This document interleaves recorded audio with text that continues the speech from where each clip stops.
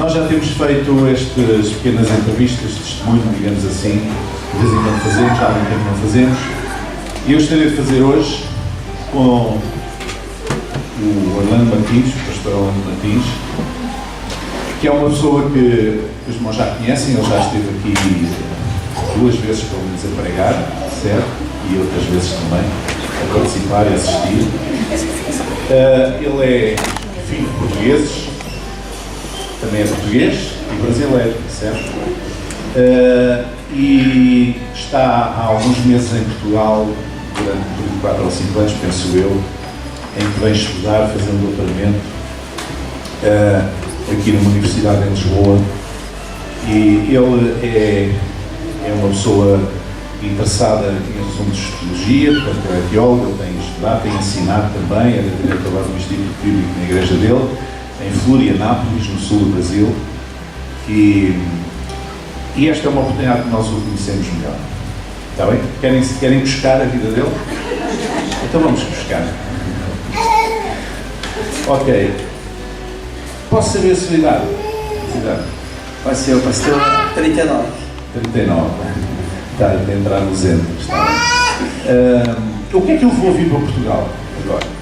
É que o meu pai é português, eu já morei cá em 1996, né? Então sempre gostei muito de Portugal. E como eu acabei um mestrado recentemente em teologia, aí eu pensei em estudar em Portugal, porque nós temos uma ligação com Portugal. Meu avô, por exemplo, ajudou a construir a Casa de Portugal em Porto Alegre. Eu sempre gostei muito de estudos, então eu tinha opções, né? Eu estudar no Brasil ou vir para cá, para Portugal, passar um tempo para estudar. E eu pensei, era uma oportunidade também da minha filha poder estar conhecendo uma realidade de um outro país, um país europeu. Minha esposa também estivemos cá em 2016, minha esposa gostou muito, eu já havia morado aqui. Então era uma oportunidade de poder também ampliar os meus estudos. Então eu passei em 2 universidades, na Lisboa para a área de educação e no Isquité para a área de sociologia. Acabei optando pela área de sociologia, pois eu já havia estudado especialização em educação e sempre vivi muito isso. Então eu acho que a área de sociologia pode contribuir muito com o campo teológico, que é um campo que eu gosto muito. E como é que Orlando se converteu a Jesus? Na verdade, eu nasci num lar cristão, né?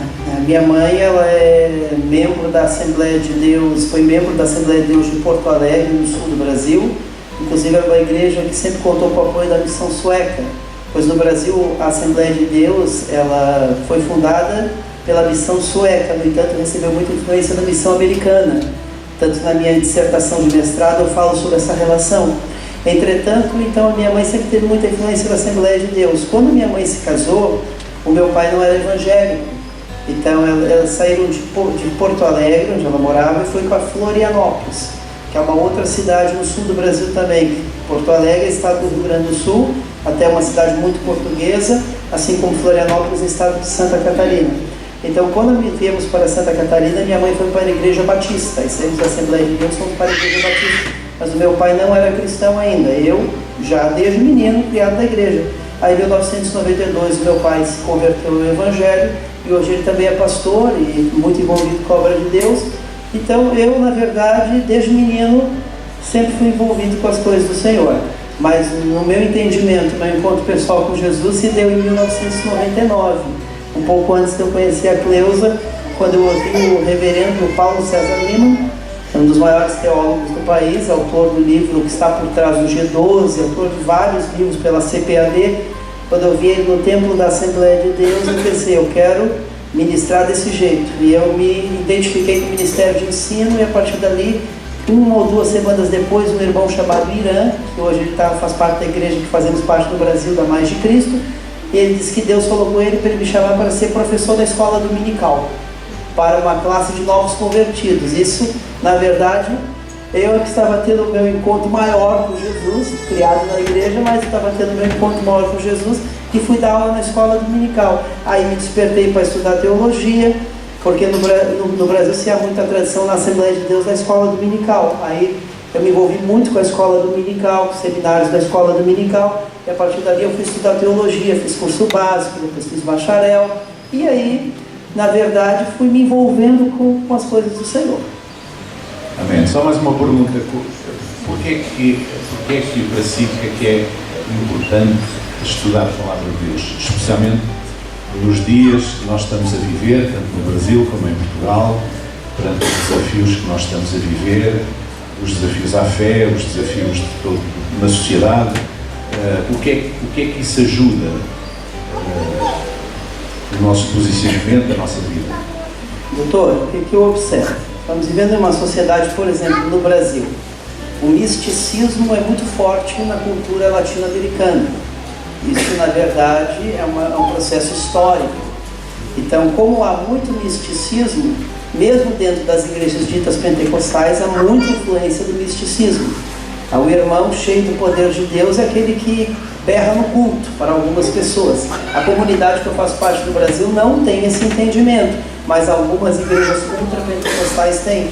Então, logicamente, quando você estuda a palavra de Deus, você começa a andar na contramão desse pensamento.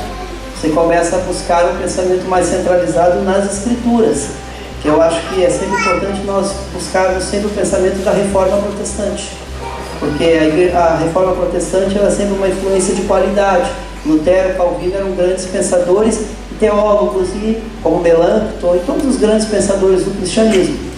Então, o pentecostalismo, eu logicamente sou de confessionalidade pentecostal, desde que eu faço parte do Brasil pentecostal, mas, no entanto, a influência das igrejas históricas, do estudo da Palavra de Deus, eu acho que é algo que é importante, é muito importante. Então, para mim, estudar a Palavra de Deus é, na verdade, eu proteger a minha alma contra os exageros, tanto que eu vejo, por exemplo, nos meios de comunicação que no Brasil são muito fortes. Por exemplo, você liga as redes sociais, ou é a política que está muito extremada no Brasil, para os dois lados, esquerda ou direita, ou a questão religiosa. Os pregadores com muito destaque são aqueles pregadores mais emocionalistas. Isso na América Latina. E aqui na Europa, eu não vejo tanto no sul da Europa, embora tenha. Mas no norte da Europa, sabemos que os países até de confessionalidade protestante são países onde o relativismo acabou, infelizmente, tomando conta em alguns aspectos, né? Só analisarmos, por exemplo, as questões morais em alguns países do norte da Europa.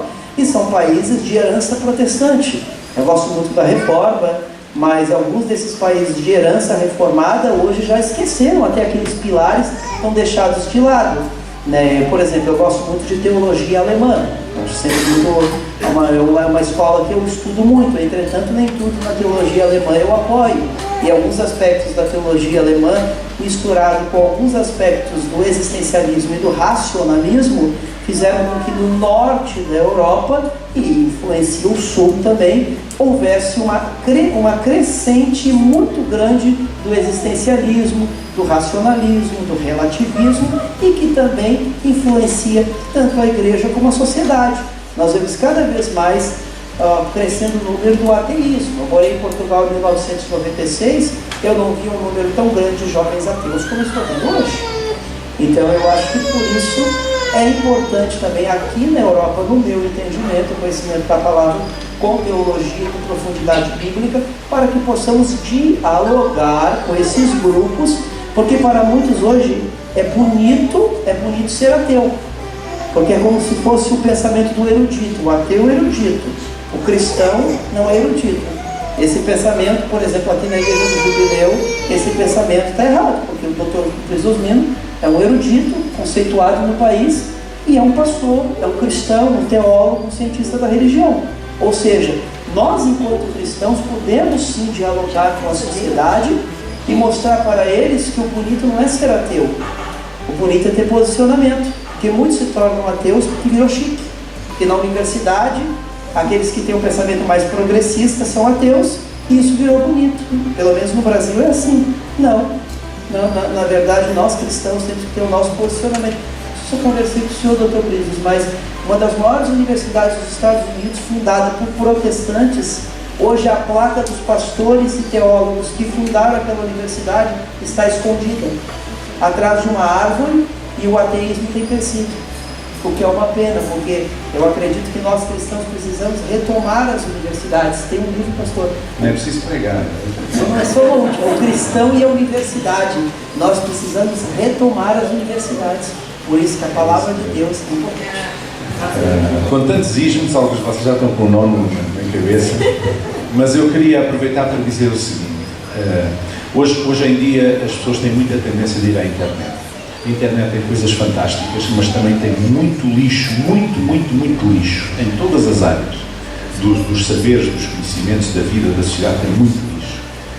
Então, o meu conselho é que vocês, se não estiverem no culto, ouçam a pregação que é colocada no canal da igreja no YouTube, e todas as terças-feiras há uma meditação bíblica, uma pequena meditação de 3 minutos, que sempre abençoa, sempre refresca, sempre renova, sempre faz pensar sobre a nossa fé, e vejam coisas que sejam úteis.